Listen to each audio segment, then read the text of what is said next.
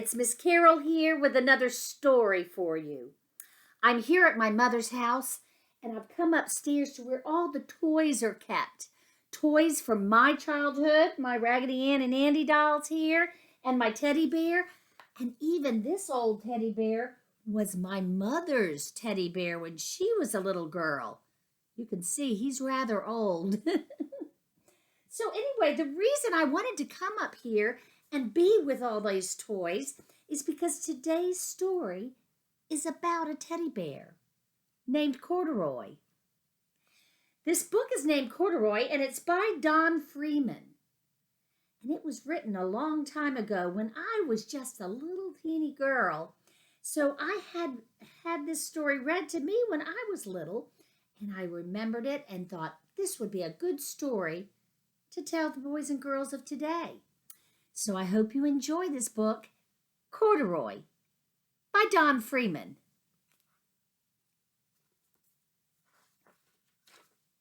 Corduroy, Story and Pictures by Don Freeman. Corduroy is a bear who once lived in the toy department of a big store.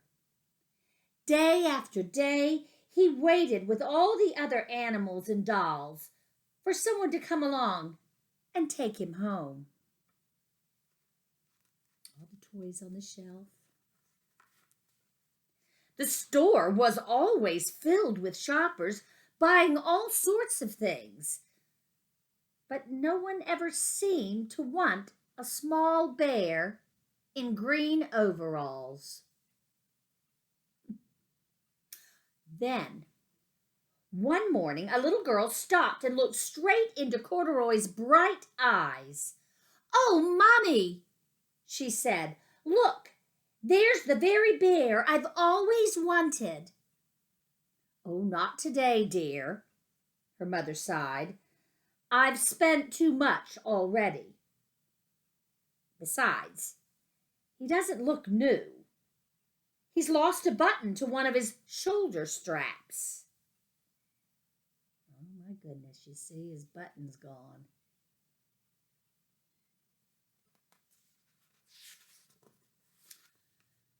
Corduroy watched them sadly as they walked away. "I didn't know I'd lost a button," he said to himself. "Tonight, I'll go and see if I can find it."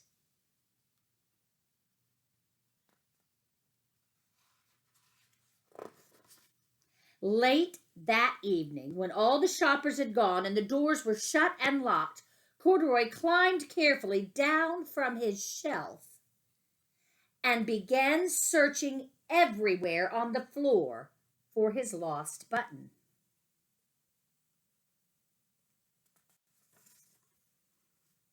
Suddenly, he felt the floor moving under him. Quite by accident, he had stepped on an escalator, and up he went. Those escalators are those stairs that move by themselves. Could this be a mountain? He wondered.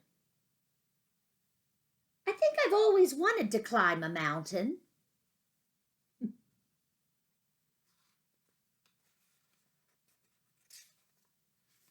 He stepped off the escalator as it reached the next floor, and there, before his eyes, was the most amazing sight.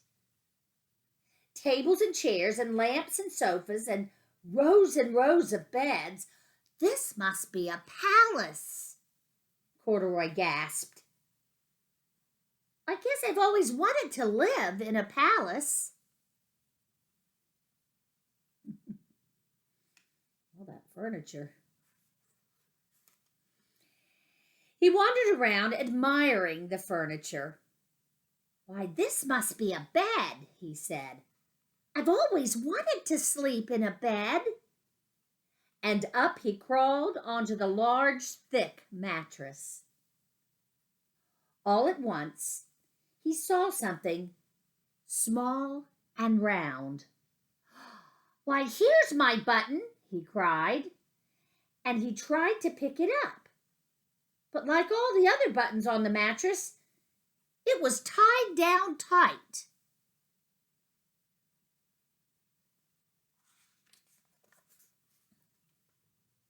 He yanked and pulled with both paws until pop! Off came the button, and off the mattress Corduroy toppled. Bang! Into a tall floor lamp. Over it fell with a crash. Knocked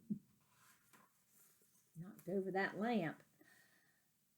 Corduroy didn't know it, but there was someone else awake in the store. The night watchman was going his rounds on the floor above when he heard the crash, and he came dashing down the escalator. Now, who in the world did that? He exclaimed. Somebody must be hiding around here.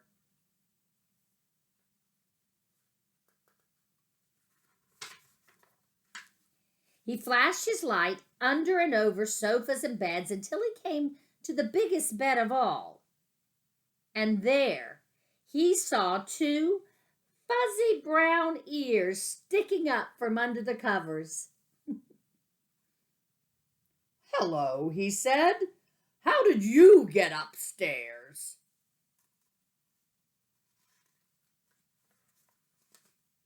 The watchman tucked Corduroy under his arm and carried him down the escalator and set him on the shelf in the toy department with the other animals and dolls.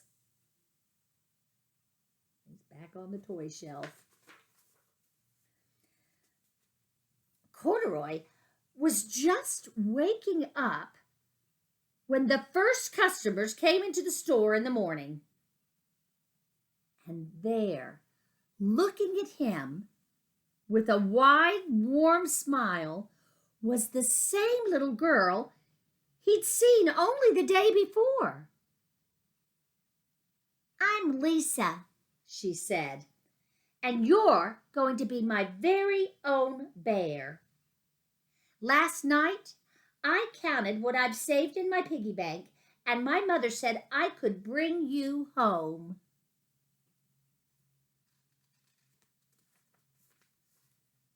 Now, shall I put him in a box for you?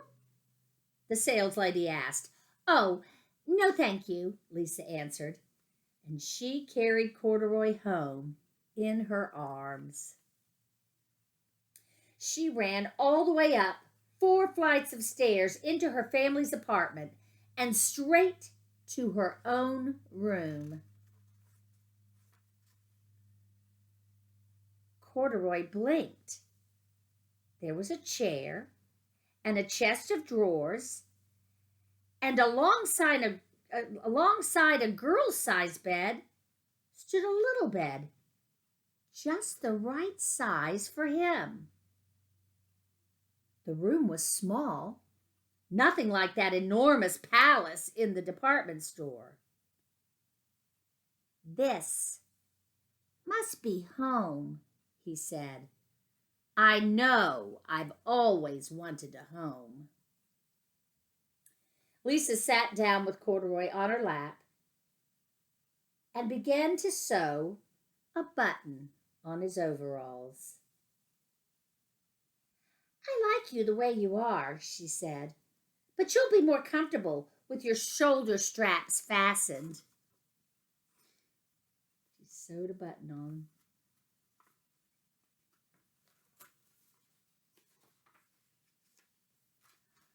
You must be a friend, said Corduroy.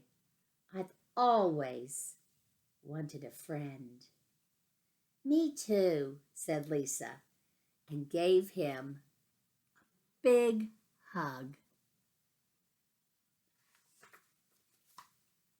The end. So Lisa saved up her money, and she had enough to go back and buy that bear that she'd seen in the store that her mother said she couldn't buy for her. I wonder if you have a favorite toy. Maybe it's a teddy bear. Maybe it's a doll. I had a lamb when I was little.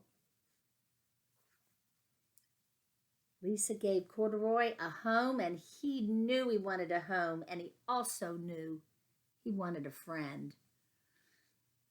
I hope you enjoyed this story, boys and girls. And you know what?